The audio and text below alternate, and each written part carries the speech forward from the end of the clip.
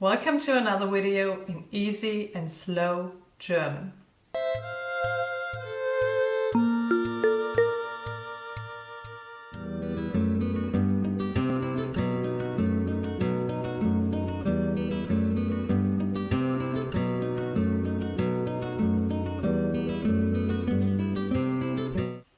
As you know, I'll put keywords on the screen. If you want, you can use subtitles as well. And in the end, we will do some grammar exercises. So let's get started. Unser Thema heute ist Freizeit. Was machen die Leute in Deutschland in ihrer Freizeit? Natürlich können wir das nicht generell für alle Menschen sagen, aber es gibt einige Tendenzen oder Besonderheiten, die ich erwähnen möchte. Die erste typische Sache sind Vereine. Es gibt sehr viele Vereine in Deutschland und sie sind sehr beliebt. Vereine bieten eine großartige Möglichkeit, neue Leute kennenzulernen und eine Aktivität gemeinsam zu machen. Sie sind nicht sehr teuer, aber man muss dem Verein beitreten und vielleicht auch etwas bei der Organisation helfen. Vereine sind etwas typisch Deutsches. Warum? Weil sie sehr organisiert, strukturiert sind und etwas bürokratisch. Aber es gibt so viele Möglichkeiten. Man kann Gartenarbeit zusammen machen, in einem Chor singen, wandern oder natürlich die verschiedenen Sportarten machen. Es gibt Angebote für Kinder, aber auch viele Sportkurse für Erwachsene. Der Sport findet oft in einer Halle statt, die zu einer Schule gehört. Aus diesem Grund sind die Kurse oft nur am Abend und nicht so oft am Wochenende. Ein wichtiges Thema in Deutschland ist natürlich der Fußball. Viele Menschen sehen am Wochenende die Fußballspiele der Bundesliga im Fernsehen oder sogar im Stadion. Aber nicht nur Fußball ist beliebt, auch Basketball, Handball, Eishockey und andere Mannschaftssportarten ziehen viele Zuschauer zu ihren Spielen an. Eine andere sehr beliebte Aktivität ist das Wandern im Wald. In vielen Regionen Deutschlands gibt es viel Wald und auch ein paar Berge. Das Wandern ist sehr beliebt und es gibt zum Glück viele gute Wanderwege. Und es gibt nicht nur viele Wege, sondern auch viele gastronomische Angebote. So gibt es an vielen Stellen im Wald kleine Hütten, an denen man etwas essen kann. Neben dem Wandern wird auch das Mountainbiken im Wald immer beliebter.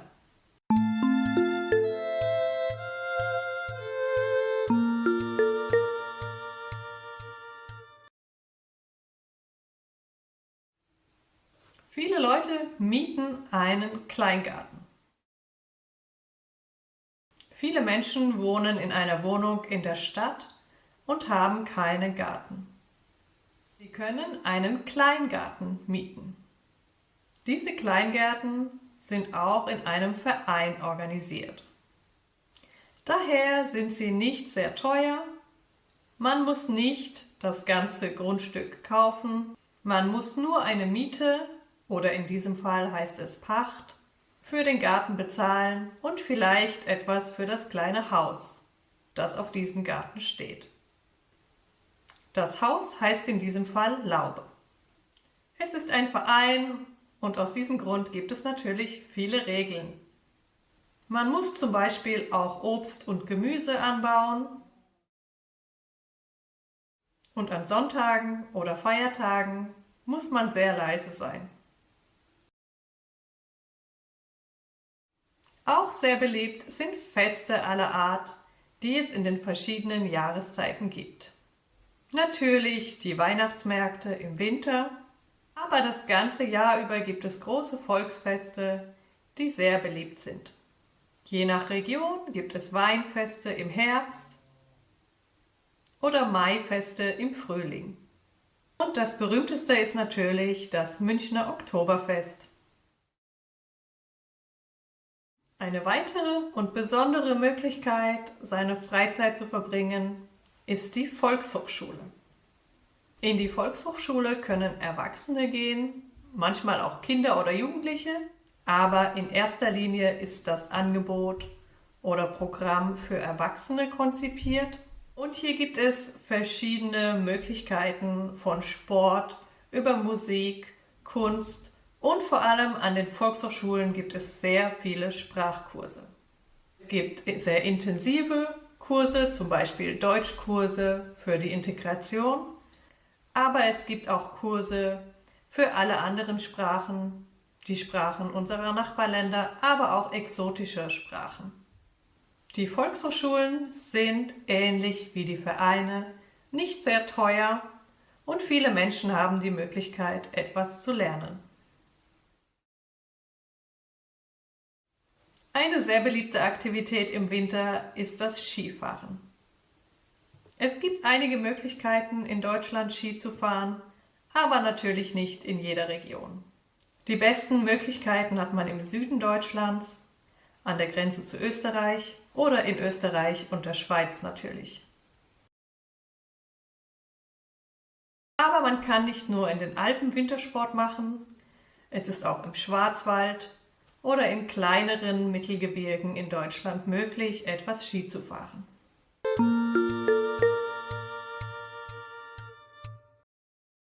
So let's look at our first sentence. Fußballspiele ziehen viele Zuschauer an. So our verb here is anziehen, and this is a separable verb. So we have to separate the prefix and put it at the very end of the sentence. Ziehen remains in the second position. Anziehen has basically two meanings, so in this case it's to attract somebody, but the meaning you may already know is to put on clothes. Ich ziehe den Pullover an.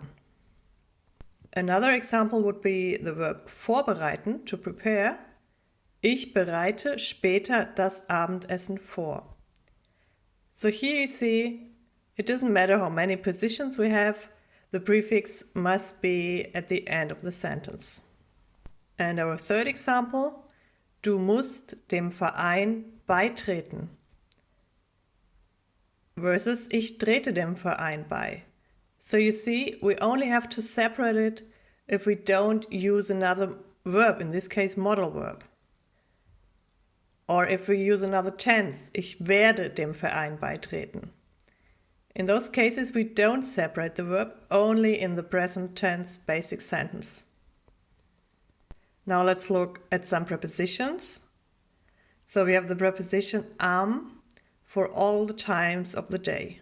Am Morgen, am Mittag, am Nachmittag, am Abend, but with the exception of Nacht, in der Nacht.